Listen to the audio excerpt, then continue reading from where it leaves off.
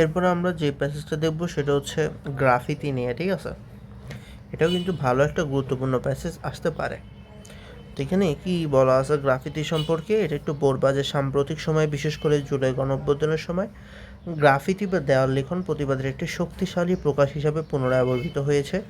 বিস্তারিত পড়ে নিও। পড়বা কীভাবে, ফার্স্টে একটা ইংলিশের লাইন পড়বা, এরপর বাংলা লাইনটা পড়বা, আবার ইংলিশের লাইনটা পড়বা, আবার বাংলা লাইনটা পড়বা। তাহলে হবে কি তুমি কারেক্ট করতে পারবে যে কোন লাইনের অর্থ কী এবং কোথায় প্যাসেজের কোথায় কী বলা আছে, যার ফলশ্রুতিতে হোয়াইনেভার আমরা কোয়েশ্চেন সলভ করব, আমরা জিনিসগুলো সহজে কী করতে পারবো, ধরে ফেলতে পারবো। তা আসলে আমরা কোয়েশ্চেন সলভে চলে যাই। ফার্স্টে এমসিকিউগুলো যদি দেখো, এমসিকিউতে কী কী আছে এখানে, কোথায় এটা বড় হচ্ছে না কেন, ওয়াই ওয়াই হ্যাঁ ঈদ আসছে বেটা। দেখো এখানে ফার্স্টে বলছে the true power of graffiti lies in it's, মানে গ্রাফিতির আসল পাওয়ার এটার কিসের উপর তোমার নির্ভর করে বলো তো? গ্রাফিতির আসল পাওয়ার নির্ভর করে হচ্ছে তার ডিস্ট্রাকশনের উপরে, ঠিক আছে? যে তোমার ওইটা দিয়ে, ওইটার মাধ্যমে তার আসল পাওয়ারটা আসে, ওইটা দিয়ে কী বুঝাইতে চাচ্ছ, ওইটার মূল থিম কী সেটা। How does graffiti challenge power structures according to the passage, কীভাবে পাওয়ার স্ট্রাকচার মানে শক্তিশালী গঠনকে কীভাবে গ্রাফিতি চ্যালেঞ্জ করছে প্যাসেজের মাধ্যমে, এটা তোমাকে বলতে বলছে। তো প্যাসেজে অবশ্যই এরকম কিছু লেখা ছিল। কী ছিল প্যাসেজে লেখা একটু দেখি। পটেনশিয়াল ল্যাঙ্গুয়েজ প্যাসেজে কিন্তু আছে, এই যে দেখো প্যাসেজে বলা আছে গ্রাফিতি পটেন্সি লাইস ইন এই যে দেখো, it purpose to challenge power counter surveillance, তারপর হচ্ছে inscribe message that are otherwise censored আর সাপ্রেস। তাহলে দেখো তুমি আর কিছু না বুঝো, এখানে দুইটা কথা পাইছো ওই লাইনের ভিতর, সেন্সর্ড আর হচ্ছে সাপ্রেসড। তাহলে তুমি এখন অপশনের ভিতর দেখবো এটা কই আছে। তো দেখো এই আইবিতে আছে যে by providing uncensored message that defy suppression, এটা আছে। তাহলে আনসার হবে এইটা। এটা হচ্ছে সুন্দর ট্রিক্স বুঝে যাওয়ার জন্য। How does graffiti differ from all art, বলা হয়েছে গ্রাফিতি কেন অন্য সকল আর্ট থেকে, কি বলা হয়েছে বলো তো, অন্য সকল আর্ট থেকে গ্রাফিতি তোমার কেন, কি বলে, ডিফারেন্ট কেন। এখন এখানে অপশন কী আছে, graffiti is colourful than all art, তারপরে বলা হচ্ছে graffiti takes longer to created than all art, graffiti is organised, the whereas wall art is spontaneous, graffiti thrives on immediacy, spontaneity and হ্যাঁ, তাহলে আনসার হবে কি বলো তো? আনসার হবে যে আমার লাস্টেরটা, তাই না? যে গ্রাফিতির ভিতর অনেক আছে, ইমিডিয়েন্সি আছে, স্পন্টেনিটি আছে, এই জন্য গ্রাফিতি কি অন্য সকলগুলো থেকে ডিফারেন্ট। তারপর ডি নাম্বার দেখো, which of the following is the most appropriate title for the passage.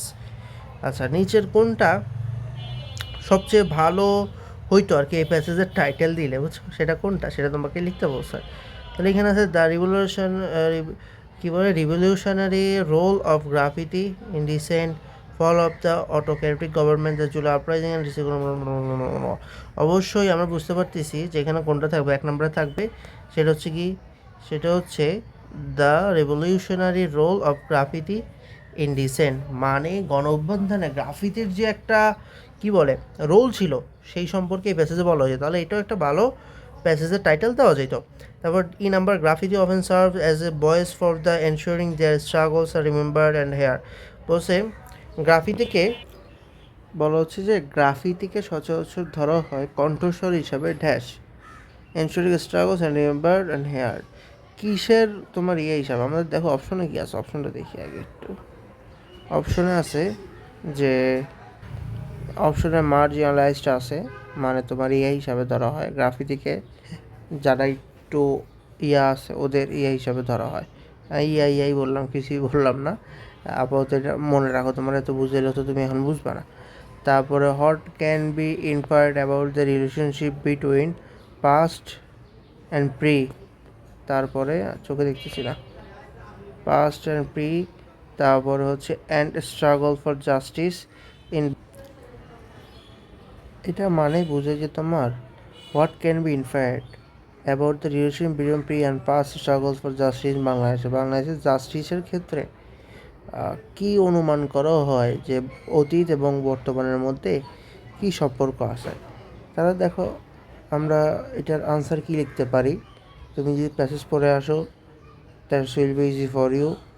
সেক্ষেত্রে আমার এখানে হবে কি বলো, এক নম্বরে বর্তমানে কী হচ্ছে, current struggles for justice are inspired by and connected to historical movements. ঐতিহাসিক মুভমেন্টগুলোর সাথে কী আছে, সম্পৃক্ততা আছে, এটা আমরা দিব যেহেতু ঐতিহাসিক কী বলে গণ অভ্যুত্থান হয়েছে। এবার 2 নম্বর, what does resilience means when referring to graffiti to power. মানে রেজিলেন্স মানে কি বোঝানো হয়েছে গ্রাফিতির পাওয়ার বুঝতে যায়। তো সেই ক্ষেত্রে এখানে আছে it's colourful and artistic appearance, এটা তো স্বাভাবিক। It's ability two persist and remain significant over time. It depends on governmental approval. তারপর হচ্ছে its focus on decorative purpose. দেখো এখানে সবচেয়ে অ্যাপ্রোপ্রিয়েট যে আনসার হবে সেটা হচ্ছে its ability to persist and remain significant over time. মানে সময় যতই যাক এটার গুরুত্ব এবং এটার সৌন্দর্যতা কী হয় থেকেই যায়। এ হচ্ছে আমার এমসিকিউগুলোর আনসার। এবার যদি সিকিউতে আসি, why is graffiti considered a powerful form of dissent. কেন গ্রাফিতিকে অনেক পাওয়ারফুল হিসেবে ধরা হয়? কারণ এটা কী করে, বোল্ডলি ইনজাস্টিস, তারপর বিভিন্ন চ্যালেঞ্জ, এগুলাকে কী করে, চ্যালেঞ্জ করে। ঠিক আছে, ইনজাস্টিসকে চ্যালেঞ্জ করে। তোমার সরকার নামায় ফেলে আর কি গ্রাফিতি আগে কীভাবে আন্দোলন হয়েছে ওই সম্পর্কে। In your opinion how does graffiti contribute to social movement. Social মুভমেন্টে গ্রাফিতি কীভাবে কন্ট্রিবিউট করছে, মানে প্রভাব ফালাইছে এরই মাধ্যমে যে বিভিন্ন মুভমেন্টের সময় মানুষ যখন বিভিন্ন কিছু লেখালেখি করতো সেক্ষেত্রে মানুষের কাছে একটা স্ট্রং মেসেজ গেছে।